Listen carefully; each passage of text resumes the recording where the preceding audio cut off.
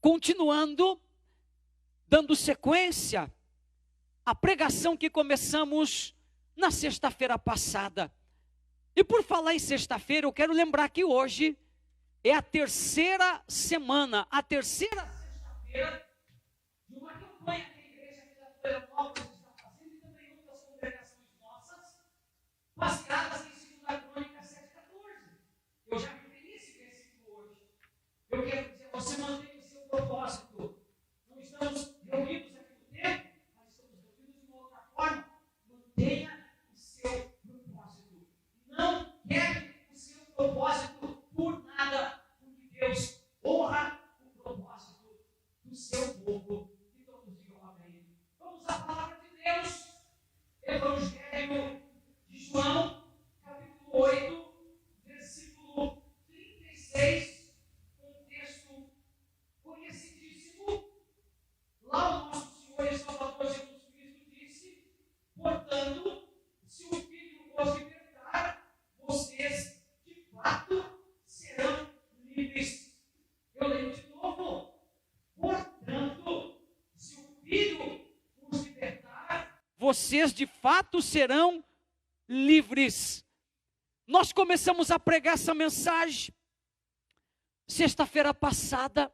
3 sentimentos, características dos quais precisamos ser libertos. Tem coisas das quais toda pessoa precisa ser liberta. O crente precisa ser liberto. O não crente precisa ser liberto. Aquele que não acredita em nada precisa ser liberto. E o primeiro destes sentimentos, eu expliquei que às vezes o sentimento ele pode se tornar uma característica, foi o medo. Sexta-feira passada nós fomos ministrados pelo Senhor, pela sua palavra, pelo seu Espírito Santo, da necessidade de lançarmos fora o medo. Nesses dias de pânico, de pavor, o Espírito de Deus, a palavra do Senhor, nos levou a lançarmos fora todo medo. E hoje, qual é o segundo sentimento que pode se transformar numa característica que nós precisamos ser libertos? Segundo sentimento, característica que precisamos ser libertos, que você muitas vezes é tomado, você muitas vezes é dominado por esse sentimento. Ele está presente na Bíblia.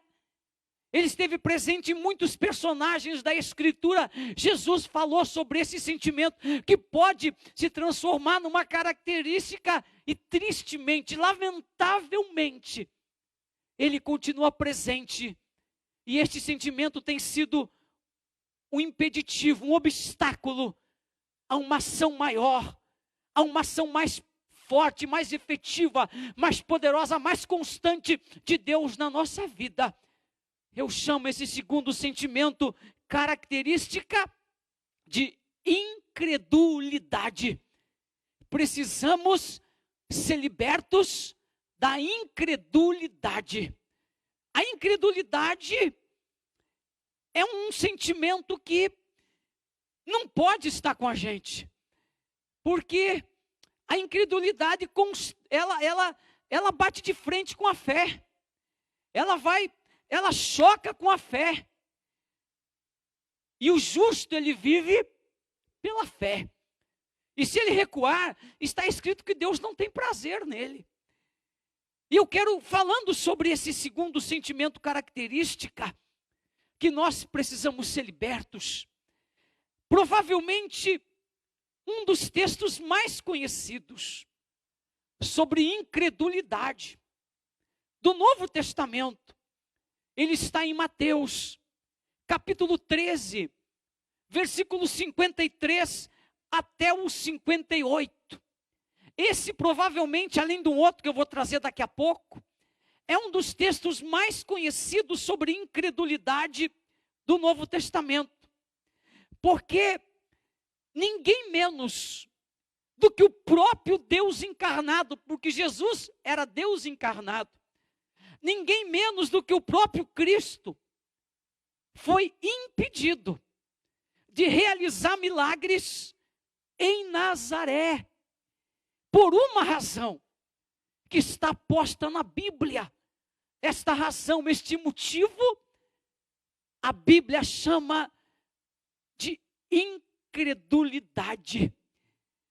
Quando Jesus, ele termina algumas das suas principais parábolas, e eu rapidamente cito algumas delas aqui: a parábola do semeador, a parábola do trigo e do joio, do grão de mostarda e do fermento, do tesouro escondido, da pérola de grande valor, da rede. Jesus, ele acabara de expor, de falar, de ensinar, através de algumas das suas principais parábolas, e depois ele vai para Nazaré. Nazaré é a cidade da sua infância. Ele nasce em Belém, mas a infância dele ele passa em Nazaré. E ele, naquele dia, ele ensina na sinagoga de Nazaré. Aí ele é dado essa oportunidade de ensinar na sinagoga em Nazaré.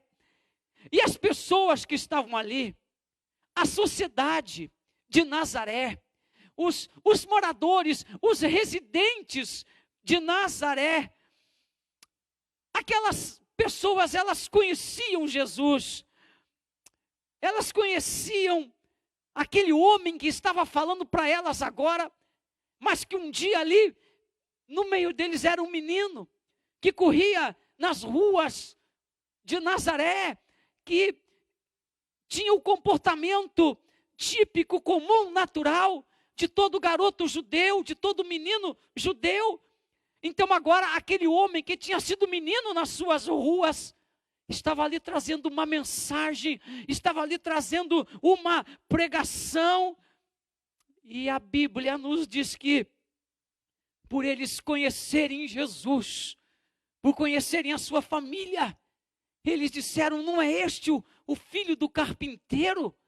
E não estão aqui no nosso meio a sua mãe, os seus irmãos?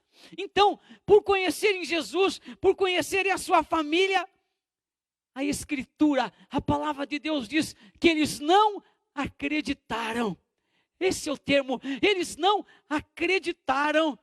E aí a Bíblia de forma clara, contundente, ela diz que o próprio Cristo, pela incredulidade deles, não pôde realizar ali muitos milagres.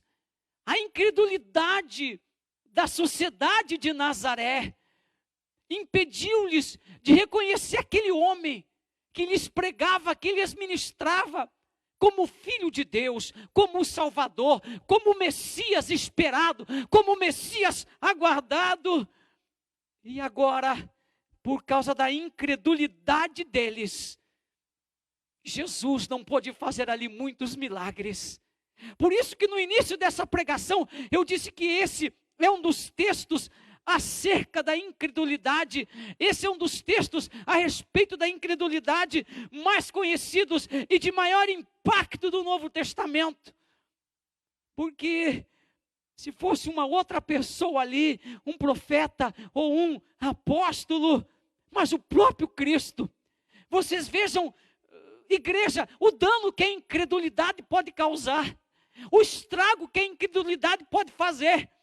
Jesus estava ali, o Filho de Deus estava ali, mas ele não pôde fazer ali muitos milagres por causa da incredulidade deles.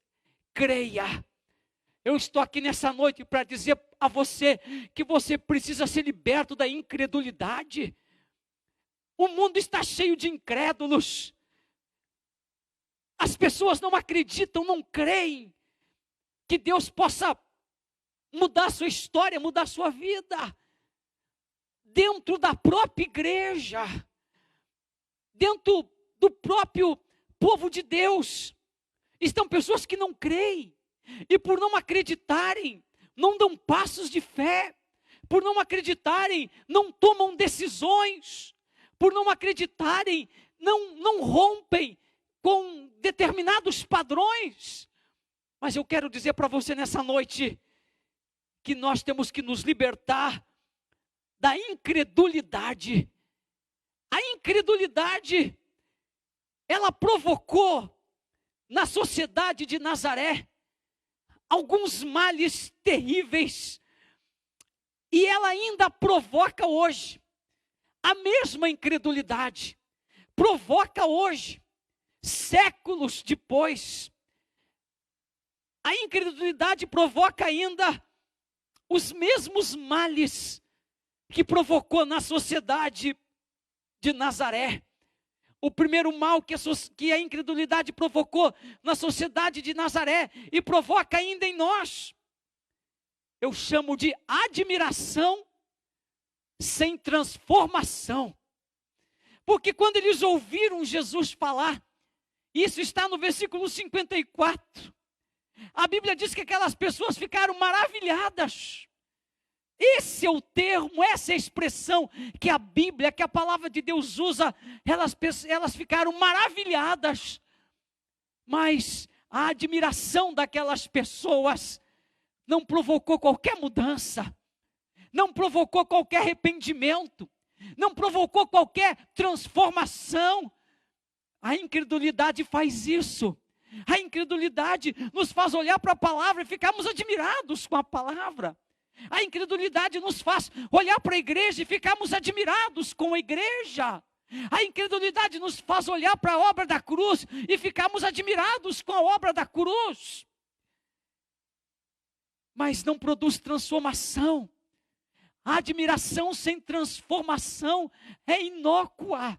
A admiração sem transformação é vazia, não serve para nada. A incredulidade faz as pessoas ficarem admiradas, impressionadas, mas não provoca mudança na vida delas, na família delas. Deixe de ser incrédulo, porque a incredulidade vai fazer você olhar para as coisas de Deus, ficar admirado, maravilhado, mas continuar na sua vida de erro, continuar na sua vida de pecado, continuar longe de Deus, não deixar os vícios, não tomar uma decisão. Admiração sem transformação não adianta para nada. E a incredulidade provoca esse mal na vida de milhões de pessoas em todo o mundo. Ficam admirados, impressionados com as coisas de Deus, mas não se deixam mudar, não se deixam transformar. Eu chamo você nesta noite, em nome de Jesus. Fique admirado com as coisas de Deus, mas que essa admiração pela fé, ela provoque mudança, pela fé, ela provoque transformação em você. A admiração sem transformação foi o primeiro mal que a incredulidade provocou na sociedade de Nazaré, nos moradores de Nazaré, na cidade de Nazaré. Segundo mal que a incredulidade provocou está no versículo 55.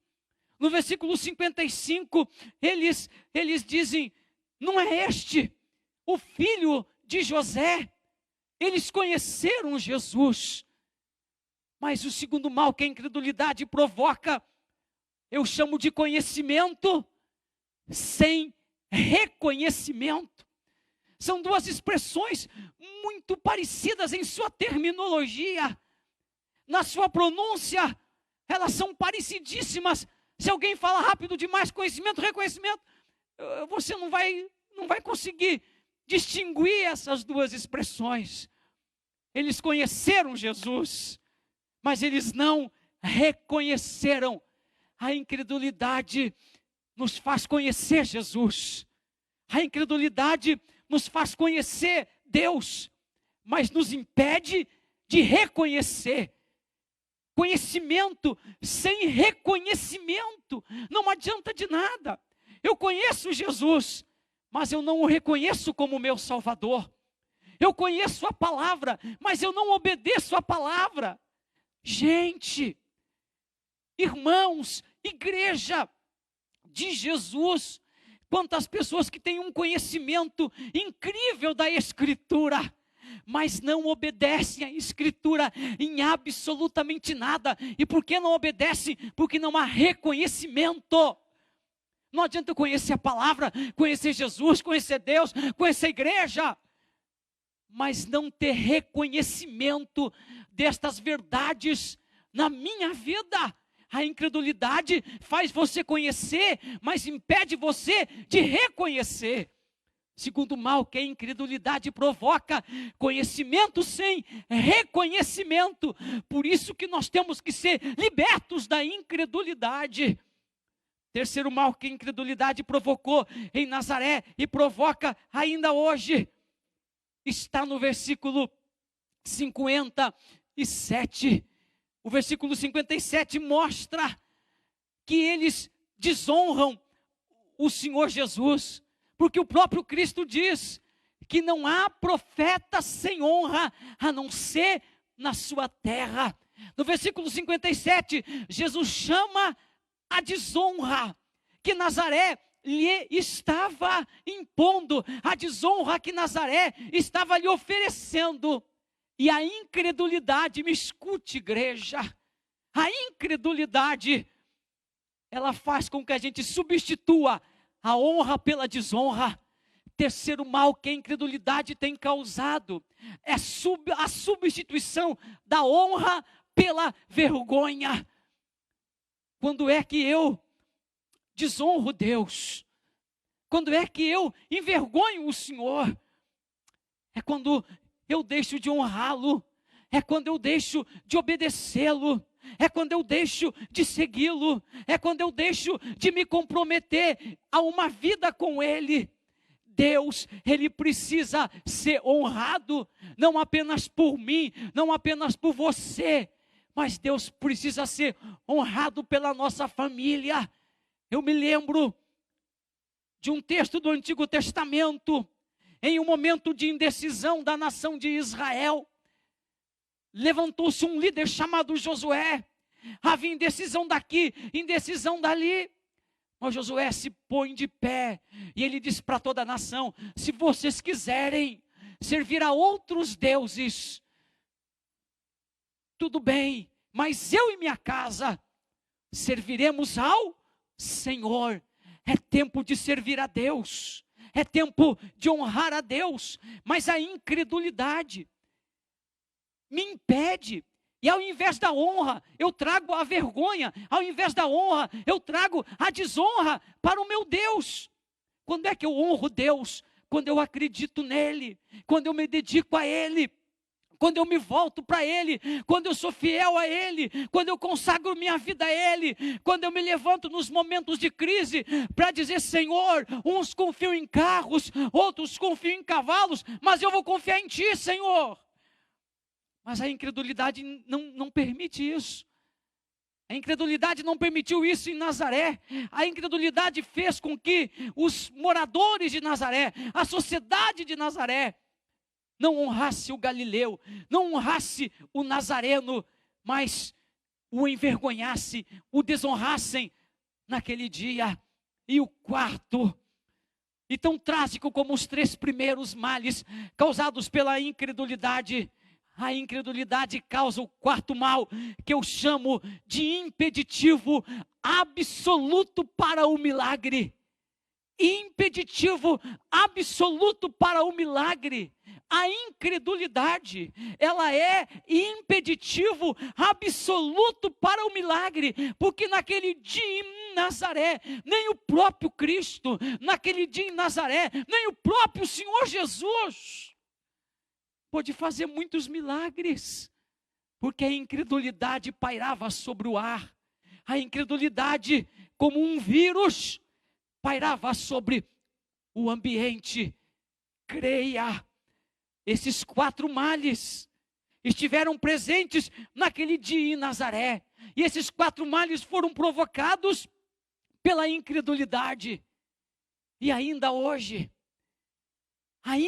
esses males estão presentes na vida de incontáveis pessoas, por conta da incredulidade, que para muitos é um sentimento, mas para outros já passou a ser uma característica de vida. Eu quero dizer para você, na noite de hoje, no culto desta noite, seja liberto hoje da incredulidade. Eu digo em nome de Jesus, seja liberto da incredulidade.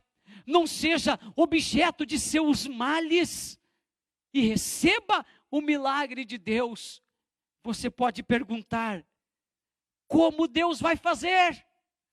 Você pode dizer, o meu caso é tão difícil. Você pode dizer, a minha situação é tão grave. Como Deus vai fazer? Deixa eu lhe dizer, já caminhando para o final dessa pregação e já vamos orar. Como Deus vai fazer, meu irmão, escuta. Não é algo com o qual você deva se preocupar. Apenas creia. Como Deus vai fazer para tirar você desse atoleiro? Como Deus vai fazer para tirar você desse poço? Como Deus vai fazer para reverter esse quadro? Como? Não é algo com o qual você deva se preocupar. Apenas creia. Finalizando essa pregação, eu quero trazer 2 casos, um de sentimento de incredulidade e o outro da incredulidade já como característica. Mateus capítulo 9, versículo 24. Jesus liberta um menino endemoniado, um garoto. E o pai daquele menino, Jesus pergunta para ele, você crê? E ele diz para Jesus, eu creio. Mas em seguida que ele diz para Jesus, eu creio. A situação era tão grave, que por um instante aquele pai teve um momento de fraqueza. E ele disse, Senhor, me ajuda a vencer a minha incredulidade. Não era uma característica, era um sentimento. Talvez você tenha um pequeno sentimento de incredulidade. Peça para Jesus, ajuda-me, Jesus, a vencer esse sentimento. Ele vai ajudar você. Já quando nós pensamos em Tomé, o que nos vem à mente? Tomé, ele fez outras coisas. Ele teve um ministério que a Bíblia não relata, mas a história registra. Os pais da igreja contam isso. Mas quando nós pensamos em Tomé, qual é o primeiro pensamento que vem na nossa mente? Incredulidade. Tomé disse, eu não creio que ele ressuscitou. Se eu não ver as marcas dos cravos das mãos, se eu não ver o lado dele furado pela lança, eu não vou crer. De repente Jesus se apresenta e Jesus diz uma coisa para Tomé, Tomé, não seja incrédulo, mas creia. Na vida de Tomé a incredulidade já deixou de ser um sentimento e era uma característica. Eu chamo você nessa noite a ser liberto da incredulidade, tanto como sentimento, tanto quanto característica. Seja liberto, porque ela não traz nada de bom, ela traz males. Ela impede o milagre de Deus. Eu quero orar com você agora, aí na sua casa. Vamos nos unir. Eu não posso tocar minha mão sobre você, mas a mão de Jesus pode tocar sobre você agora. Eu não posso abraçar você, mas o Espírito Santo pode envolver você agora. Então eu quero que você creia nesse momento, que você se deixe abraçar pelo Espírito, que você se deixe tocar pela mão do Galileu, e que você faça uma corrente de oração agora. Faça uma corrente de oração, segurando na mão de quem está ao seu lado, porque quem está aí com você é a sua casa, é a sua família. Não tem problema que segure, que abrace quem está em casa, quem é da família com você. Segure na mão de quem está ao seu lado agora. A equipe que está aqui comigo vai estar intercedendo por você. Eu vou orar pelos pedidos de oração. Claudemir e João Antônio, que nos pedem oração. Mara Machado e família, que nos pedem oração. Vamos estar orando por todos os pedidos de oração que chegaram para nós nesta noite. Una-se conosco agora numa grande corrente de oração. Nosso Deus e nosso Pai, eu comecei esse culto orando de joelhos, e eu vou findar esse culto orando de joelhos. E porque eu dobro os meus joelhos, Senhor, eu dobro os meus joelhos em favor desse povo, eu dobro os meus joelhos em favor desta família, E nós oramos pela cura, oramos pela libertação. Senhor, esse homem precisa crer, essa mulher precisa crer, esse jovem precisa crer, Senhor, porque a incredulidade tem causado males sem conta, tal qual causou em Nazaré naquele dia. Mas agora, Senhor Jesus, toca com a tua mão sobre esta pessoa. Espírito Santo, envolve essa pessoa agora. Espírito Santo, abraça esta pessoa agora. E em nome de Jesus, nós oramos para que esta pessoa seja curada de toda enfermidade, de todo mal que tem estado sobre a sua vida e sobre a sua família. Nós nos unimos em oração, nós fizemos uma corrente de oração e nós dizemos: ser curado agora em nome de Jesus Cristo. Senhor, esta vida que tem sido atormentada, esta casa que tem sido atormentada pelo mal, atormentada pelos demônios, atormentada pela obra das trevas, nós damos uma ordem agora em nome de Jesus, e nós dizemos: mal sai, nós dizemos: mal bate em retirada, nós dizemos: obra das trevas sejam desfeitas agora em nome do Senhor Jesus. Nós oramos, Senhor, por esta família que luta com a dependência química, é a cocaína, é o crack, é a droga que chegou dentro de casa, mas nós oramos agora e nós dizemos: ser liberto, ser livre no nome de Jesus, ser liberto agora no nome de Jesus. Esta família que está prostrada diante das drogas, mas que esta família se levante agora no nome de Jesus. Senhor, esta família que está enfrentando uma dificuldade financeira, meu Deus, este pai que está desempregado, meu Pai, em nome do Senhor Jesus, abre uma porta de emprego agora, abre uma porta de trabalho agora, mudando esse quadro, mudando esta situação. Este casal que está em choque, meu Deus, este casal que está enfrentando o ataque das trevas, para que haja destruição do lar, destruição da família. Nós damos uma ordem agora em nome do Senhor Jesus, e nós pedimos: traga união a esse casal, traga união a essa família, em nome do Senhor Jesus. Meu Deus, abre uma porta para esta pessoa, muda este quadro, Senhor. Este homem que está atormentado pelo pânico, esta mulher que está dominada pelo medo, em nome do Senhor Jesus, nós damos uma ordem agora: pânico saia, medo saia, em nome de Jesus. Senhor, que esta pessoa creia.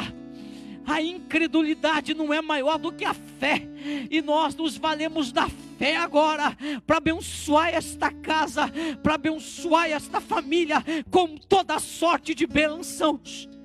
Eu quero orar, Senhor, por aqueles que estão, pelos trabalhadores que estão na linha de frente no combate a este vírus.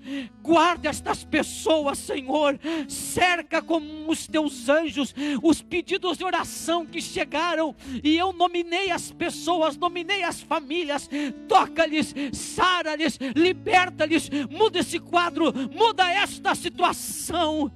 E eu digo, Senhor, findando esse momento de oração, eu digo, findando esta corrente de oração, que maior é aquele que está em nós do que aquele que está no mundo.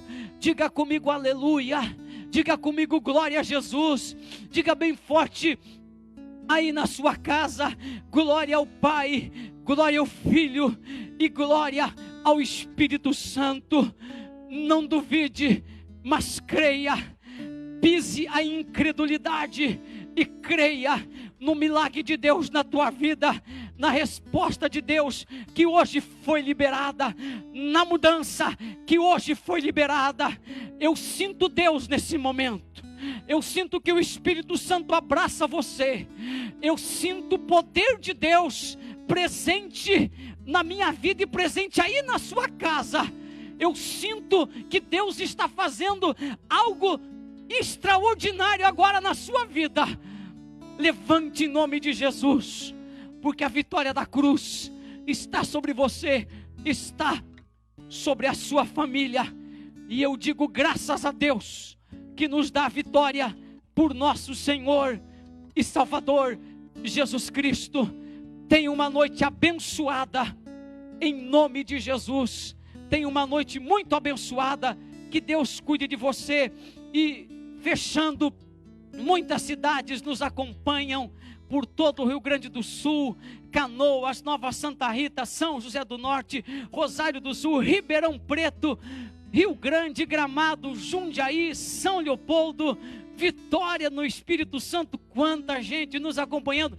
Abraço a todos. A bênção de Deus é sobre a tua vida. Até domingo, em nome de Jesus. Amém e amém. Igreja Brasil para Cristo em Canoas, acolhendo famílias. Ao vivo no Facebook, domingo às 19, quartas às 19h30 e sextas às 20 horas. Assista no YouTube, OBPC Canoas.